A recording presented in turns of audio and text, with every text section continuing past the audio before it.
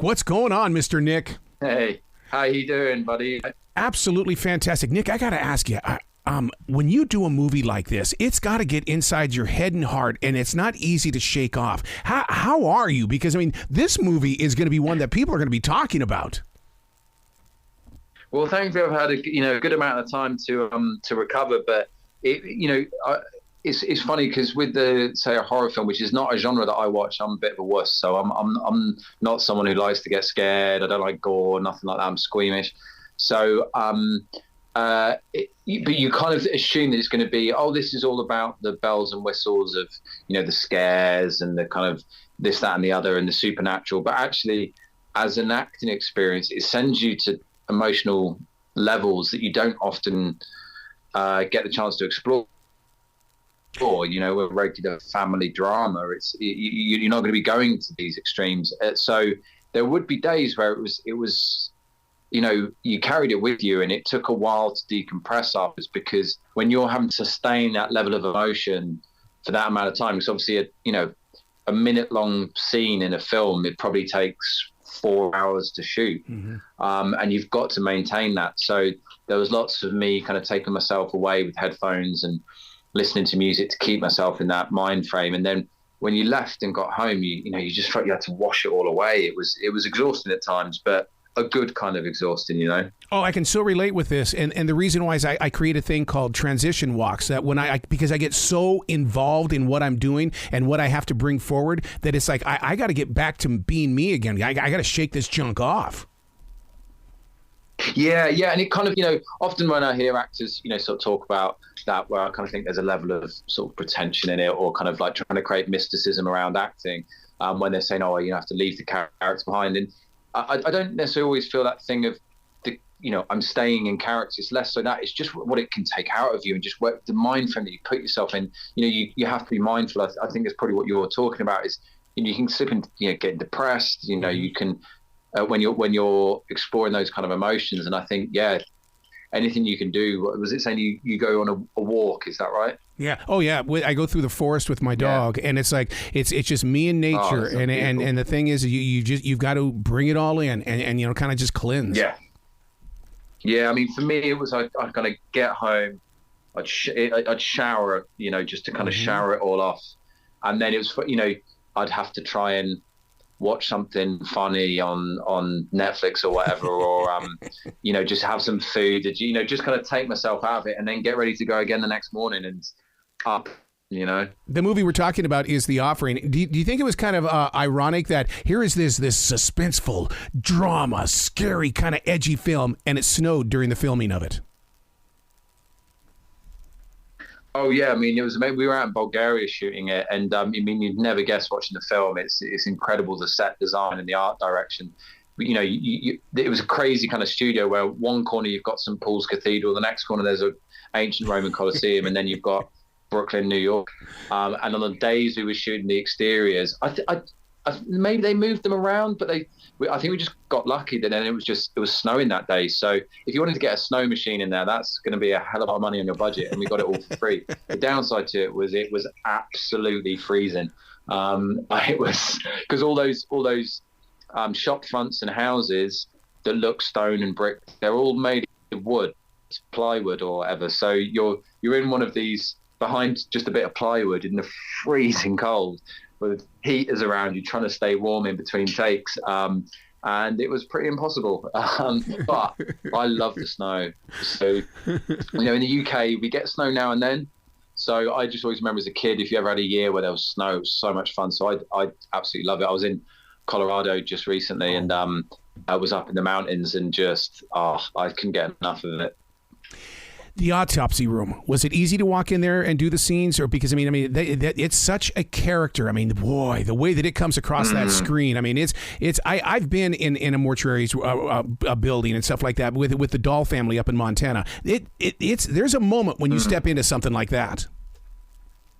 Oh yeah, and the level of detail was incredible. So it felt real, and actually a lot of the things like the tables and so on in there, they were real. Not those tables from mortuaries and so on. So everything's solid. It's not a lot of it's fake in there. And yeah, it gave you a hell of a lot. It was dark and moody in there, so it didn't take. That really helped with the preparation. It really did, and it kind of felt a bit gross as well. It felt a bit dirty and grimy, and you didn't, necessarily want to touch anything. And my character coming from the world that he is, he left that community to enter into a more secular world, and he is, bringing back a lot of memories for him. The movie we're talking about is The Offering. What's really interesting about this is that what it's kind of based on, which it has a connection to Jewish demonology. I mean, you're taking us into a completely different area.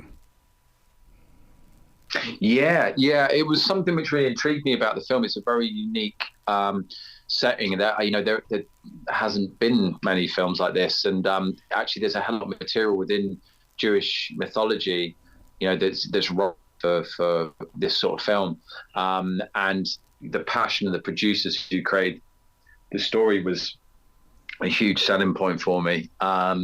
It's kind of often when you watch something about an Orthodox Jewish community or a Hasidic Jewish community, there's a lot of documentary stuff, and it's not always very positive, or it's kind of quite observational, being a bit nosy, looking at what the secular world might see as oddities in that community. And what I liked about this, it embraces that community and embraces the mythology and so on, but at the same time it's about family.